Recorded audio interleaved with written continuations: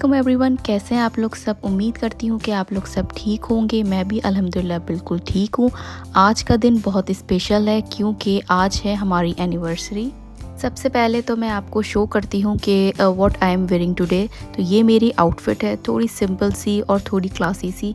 तो ये मैंने गुल अहमद से ली थी पाकिस्तान से। और ये वहाँ पे गुल अहमद में एक सॉल्ट इनका अलग से सेक्शन होता है, यहाँ पे सारे रेडी ड्रेसेस मिलते हैं।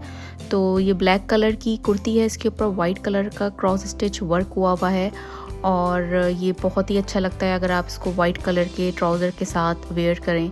तो मैंने इसके साथ ब्लैक कलर का स्टोल लिया था और ये ट्रांसपेरेंट मेरी हील्स हैं, किसी भी ड्रेस के ऊपर ये अच्छी लगती हैं। तो ये था मेरा फाइनल लुक। मैं बिल्कुल रेडी हो गई थी। ब्लैक स्टोल मैंने इसलिए नहीं लिया क्योंकि मेरे हस्बैंड कह रहे थे कि वाइट स्टोल ज़्यादा अच्छा लग रहा है, तो मैंने वाइट स्टोल ले लिया। अभी हम घर से निकल गए हैं और अभी हम जा रहे हैं एक स्पेशल डिनर के लिए। हम जा रहे हैं अल-मुईद बारबेक्यू रेस्टोरेंट, जहां हम फैमिली के साथ अपनी एनिवर्सरी सेलिब्रेट करेंगे। Honestly I am super excited क्योंकि मुझे उनका बारबेक्यू बहुत पसंद है और मैंने अपने हस्बैंड को पहले ही कहा था कि हम अपनी एनिवर्सरी इधर ही सेलिब्रेट करेंगे। ये रेस्टोरेंट रिसेंटली ओपन हुआ है और इसके रिव्यूज़ बहुत ही अच्छे थे इनके बारबेक्यू के बिल्कुल कराची जैसा इनका ट्रेडिशनल टेस्ट आता है। तो मैंने इनके रिव्यूज़ देखकर ही ये डिसाइड किया था कि मैं यहाँ पर ज़रूर आऊँगी। रेस्टोरेंट हम पहुँच गए थे और अभी टाइम हो रहा है 7 o'clock। हम जैसे ही यहाँ पे पहुँचे तो देखा हमने कि यहाँ पे पार्किंग के लिए बिल्कुल भी कोई स्पेस नहीं थी। तो थोड़ा सा आगे जाके फिर ये कि हमें स्पेस मिल गई थी। ये रेस्टोरेंट प्लेनो में है और एपिक मस्जिद के बहुत ही नियर है। जब हम अंदर आए तो हमने देखा एक फैमिली और भी हमारे साथ आई और इतना यहाँ पे रश था। आप रश देखें और लाइन देखें कि कितनी लंबी लाइन बनी हुई है। पूरे मेन गेट तक जो है, हम जैसे ही हम एंटर हुए तो वहाँ से लाइन समझे स्टार्ट हो रही थी। और यहाँ का थोड़ा सिस्टम जो है ना वो डिफरेंट था कि आपने पहले ऑर्डर देना है और ऑर्डर देने के बाद जो है आप टेबल खुद ही सर्च करें और ख़ुद ही जाके बैठें। तो काफ़ी देर बाद जो है ना हमें स्पेस मिल गई। मेरे हस्बैंड लाइन पे खड़े हो गए थे ऑर्डर देने के लिए और फिर मैं टेबल सर्च कर रही थी, तो टेबल मुझे मिल गई थी। फिर हमने जो है टेबल को क्लीन करवाया और फिर मेरे हस्बैंड ने ऑर्डर भी दे दिया था, तो फिर हम लोग टेबल पर आकर बैठ गए। हमें तकरीबन 30 to 45 मिनट्स लग गए थे ऑर्डर को प्लेस करने में क्योंकि इतना रश था और इतनी लंबी लाइन थी। और लाइन में ही इन्होंने ये मेन्यू कार्ड इन्होंने सब में डिस्ट्रीब्यूट कर दिए थे कि आप लोग पहले से ही डिसाइड कर लें ताकि काउंटर पे आते टाइम आप लोग को ऑर्डर आप लोग को ऑलरेडी डिसाइडेड हो। ये सिर्फ बारबेक्यू रेस्टोरेंट है तो यहाँ पे सिर्फ बारबेक्यू की मोस्टली सारी आइटम्स होते हैं और रीज़नेबल प्राइस भी थे इनके। तो ये मैंने मेन्यू कार्ड आप लोग को पूरा शो कर दिया है, तो आप लोग जाने से पहले इसको ज़रूर देख सकते हैं। और जब ये लोग ऑर्डर देते हैं तो ऑर्डर देने के बाद ये एक बज़र दे देते हैं ताकि जब ऑर्डर रेडी हो जाएगा तो ये बज़र बज जाएगा ताकि हमें काउंटर पे वेट ना करना पड़े। तो इन्होंने बहुत अच्छा सा कॉर्नर बनाया हुआ था। यहाँ पे रायता, इमली की चटनी इसका था, चाय थी और कोल्ड ड्रिंक्स थी और ड्रिंक्स थी। इसमें क्यूकम्बर, लेमनेड, मैंगो और वाटरमेलन के जूस थे। तो आप एक फाउंटेन ग्लास परचेज़ कर लें, उसके बाद आप ये कोई सी भी ड्रिंक आप फिर ले सकते हैं। तो अब ऑर्डर आने से पहले मैंने सोचा कि चलो ये चटनी और रायता मैं लेके चली जाती हूँ। यहाँ पे सब कुछ सेल्फ़ सर्विस है, आपने सब कुछ खुद करना है। तो चटनी निकालते टाइम मैंने बहुत ही मैस कर दिया था क्योंकि एक हाथ में मेरा मोबाइल था और ये चटनी निकालने में ना थोड़ा सा मैस हो गया मुझसे। मुझे यहाँ पे एक ये चीज़ इनकी रेस्टोरेंट की अच्छी लगी कि एक तो बारबेक्यू था वो पूरा लाइव हो रहा था और दूसरा ये कि जो वो पूरा बारबेक्यू एरिया था वो उन्होंने पूरा ग्लास से कवर किया हुआ था। तो जो भी स्मोक थी ना बारबेक्यू की वो आपके कस्टमर्स के ऊपर या पास नहीं आ रही थी।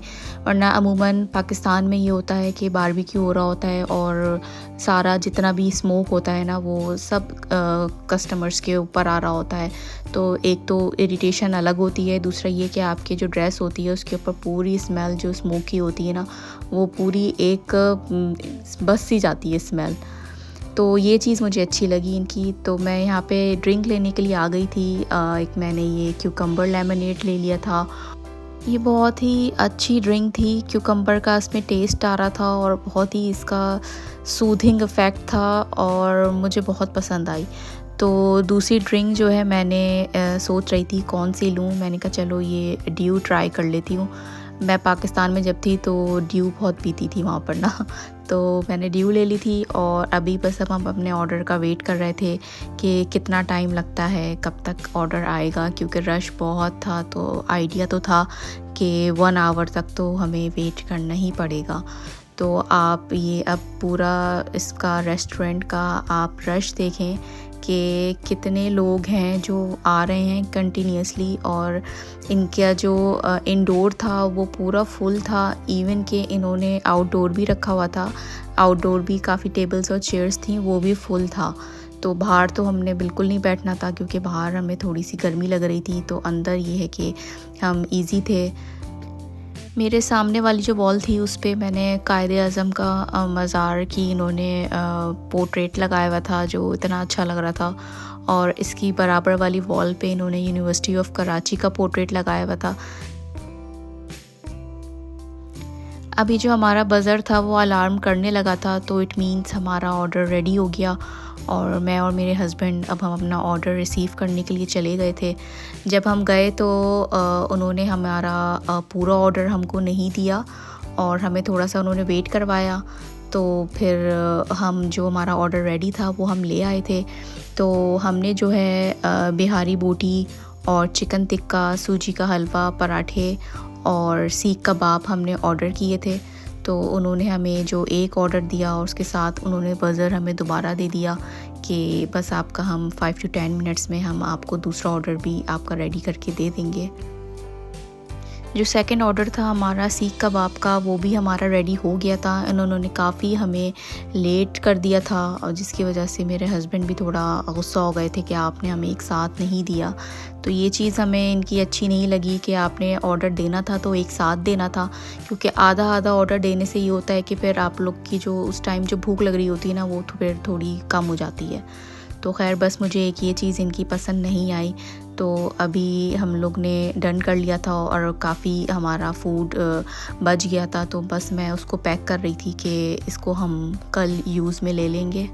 अभी मैं आपको इनका पूरे ऑर्डर का रिव्यू देती हूँ। बिहारी जो बोटी थे इनका इतना अच्छा टेस्ट था उनका, मैं उसमें 10 आउट ऑफ 10 दूँगी। और चिकन टिक्के के मैंने बहुत से रिव्यूज़ देखे थे कि बहुत अच्छा है इनका चिकन टिक्का, मुझको तो बस नॉर्मल लगा। मेरे हस्बैंड ने कहा कि चिकन टिक्का से अच्छा तुम बना लेती हो। और सीख कबाब जो थे वो 8 आउट ऑफ 10। तो ओवरऑल इनका फूड बहुत अच्छा था, वेरी गुड मैं कहूँगी। और अभी हम लोग बस निकल गए थे रेस्टोरेंट से और हमारा फ़ालूदा खाने का भी इरादा था, लेकिन उसमें उन्होंने कहा था काफ़ी टाइम लगेगा। तो फिर मेरे हस्बैंड ने कहा कि चलो छोड़ो, वो फिर टाइम लगाएंगे, फिर लाइन इतनी लंबी है, इससे अच्छा है कि हम कैट्स चले जाते हैं, वहाँ पे जाके जो है हम फ़ालूदा खा लेते हैं।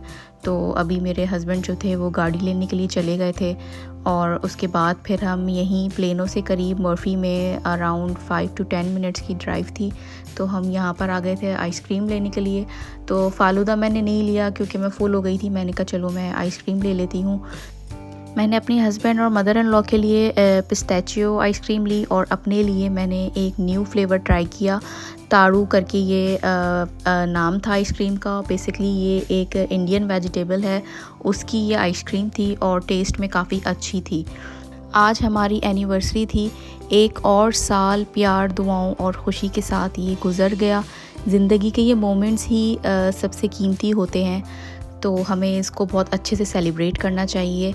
आज की वीडियो अच्छी लगी हो तो लाइक सब्सक्राइब करना बिल्कुल नहीं भूलिएगा। अल्लाह हाफ़िज़।